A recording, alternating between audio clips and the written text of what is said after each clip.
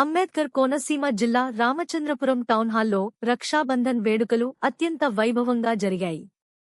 రాష్ట్ర కార్మిక శాఖ మంత్రి వాసంశెట్టి సుభాష్ ఆధ్వర్యంలో నిర్వహించిన ఈ కార్యక్రమానికి నియోజకవర్గం నలుమూలల నుంచి వేలాది మంది మహిళలు హాజరై మంత్రికి రాఖీలు కట్టి తమ ఆత్మీయతను చాటుకున్నారు.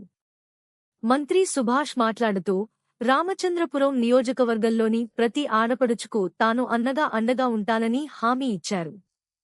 రక్షాబంధన్ కేవలం పండుగ మాత్రమే కాకుండా ప్రేమ, విశ్వాసం, అనుబంధాన్ని బలపరిచే సంస్కృతి అని అన్నారు.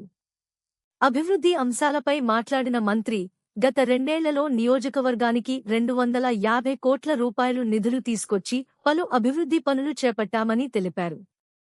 రానున్న రోజుల్లో కోటిపల్లి, ముక్తేశ్వరం బ్రిడ్జి నిర్మాణాన్ని సాధించి తీరుతానని ధీమా వ్యక్తం చేశారు. మహిళా సంక్షేమానికి కూటమి ప్రభుత్వం అత్యంత ప్రాధాన్యత ఇస్తోందని పేర్కొంటూ, స్వయం ఉపాధి, మహిళా పారిశ్రామికవేత్తల ప్రోత్సాహం ద్వారా ఆర్థిక స్వావలంబన కల్పించడమే ప్రభుత్వ లక్ష్యమన్నారు. అలాగే సమస్యలు ఎదురైనప్పుడు ధైర్యం కోల్పోవద్దని, ఆత్మహత్యలకు పాల్పడవద్దని మహిళలకు పిలుపునిచ్చారు.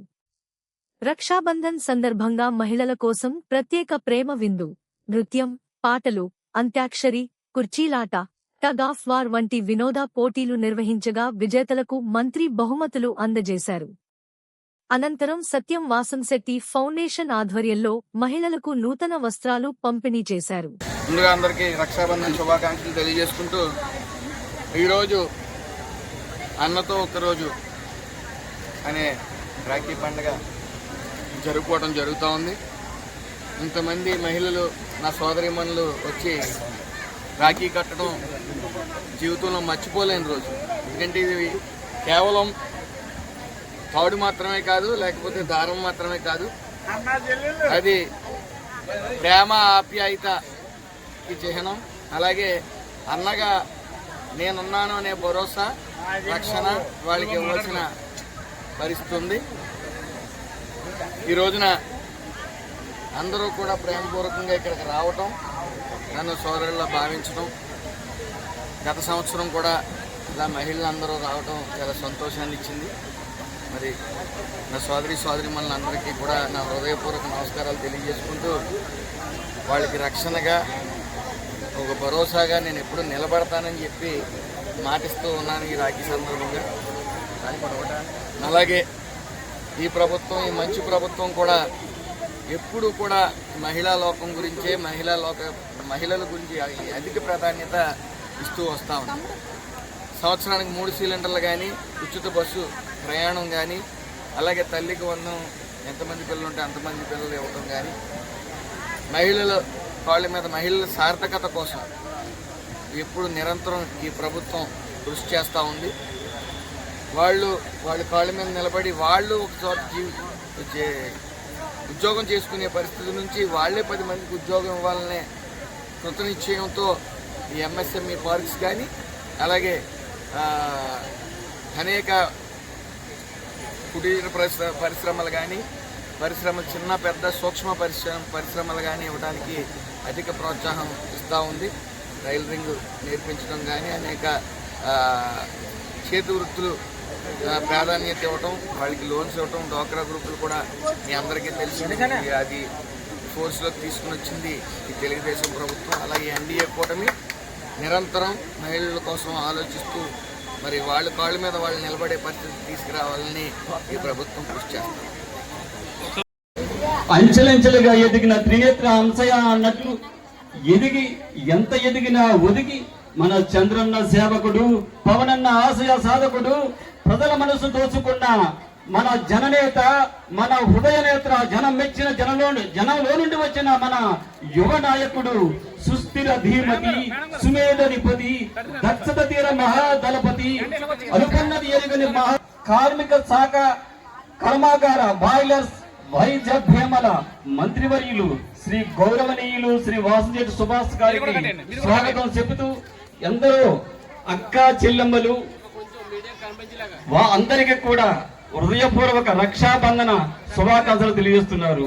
అక్కలు, చెల్లెళ్ళు స్వయంగా ఆయన దగ్గరకు వచ్చి రక్షాబంధనాన్ని ప్రశంసనీయులు అందజేస్తున్నారు. అక్కలు అభినందన తెలియజేస్తున్నారు. చెల్లెమ్మలు చక్కటి ఆశీస్సులు తీసుకుంటున్నారు. భగవంతుడిచ్చిన ఇంతమంది చెల్లెమ్మలు అక్కమ్మలకి ఆయన అక్కలు ఆశీస్సులు చెల్లెమ్మ టైప్ చేస్తే అగ్ని పరీక్ష ఎపిసోడ్ వస్తుంది. ఏ ఎపిసోడ్ అయినా వస్తుంది. ఒక మూల ఓట్ అని ఉంటది బ్లూ కలర్ లో, దాని ట్యాగ్ ఉంటది రాజకుమారి దయానా అని. ఆ ఫోటో మీద క్లిక్ చేస్తే రైట్ మార్క్ వస్తుంది. థ్యాంక్స్ ఫర్ ఓటింగ్ అని. ఒక్కరోజు చేసేది కాదండి, సెప్టెంబర్ 4వ తారీఖు వరకు ఓటింగ్ లైన్ ఆన్లోనే ఉంటది. ప్రతిరోజు చేయాల్సి ఉంటది. ఒక రోజు ఓట్ చేస్తే అయిపోయినట్టు కాదు. మీరు ప్రతిరోజు ఓట్ చేస్తేనే నాకు మీ సపోర్ట్ ఉన్నట్టు. మీరు ప్రతిరోజు తప్పకుండా ఎన్ని పనులున్నా మర్చిపోకుండా జియో హాట్స్టార్ లోకి వెళ్ళి నా ఫోటో మీద క్లిక్ చేసి ఓట్ చేస్తారని కోరుకుంటున్నాను. నాకు నచ్చింది ఏంటంటే ప్రతి ఒక్క ఇంటిని కూడా తన సొంత కుటుంబంగా భావిస్తారు. అందరికీ సాయం చేసే గుణం కానీ, ఆయనే స్వయంగా వాళ్ళ ఇంటికి హెల్ప్ చేయడం కానీ నేను చాలా చూస్తూ ఉంటే సోషల్ మీడియాలో. అరే ఈ రోజుల్లో కూడా ఇలాంటి మనుషులు ఉన్నారా అనిపిస్తుంది నాకు. ఆ ఒక మనిషి వాళ్ళ ఇంటికే వెళ్ళి సాయం చేసి రావడం అనేది చిన్న విషయం కాదు. మనం వాళ్ళ దగ్గరికి వెళ్తేనే పట్టించుకోలేని ఈ రోజుల్లో మన సమస్యని ఆయన సమస్యగా భావించి మన కుటుంబంలో ఒక వ్యక్తిగా అనుకుని మన ఇంటికే వచ్చి మనకి సాయం చేయడం అనేది మామూలు విషయం కాదు. నాకు ఆయన అంటే నేను మామూలుగా రీల్స్ స్క్రోల్ చేసి చూసేటప్పుడు చూసాను ఆయన్ని. అనుకున్నా అసలు ఇలాంటి వాళ్ళు కదా మనకి ఇప్పుడు కావాలి అని. కాకపోతే నాకు ఆయన కలిసే అవకాశం వస్తుందని నేనైతే అనుకోలేదు. ఈ రోజు ఆయన మీట్ అవడానికి ఇక్కడికి వచ్చినందుకు నాకు చాలా ఆనందంగా ఉంది. ఆయన వచ్చిన తర్వాత మిగతా మాట్లాడుకుందాం.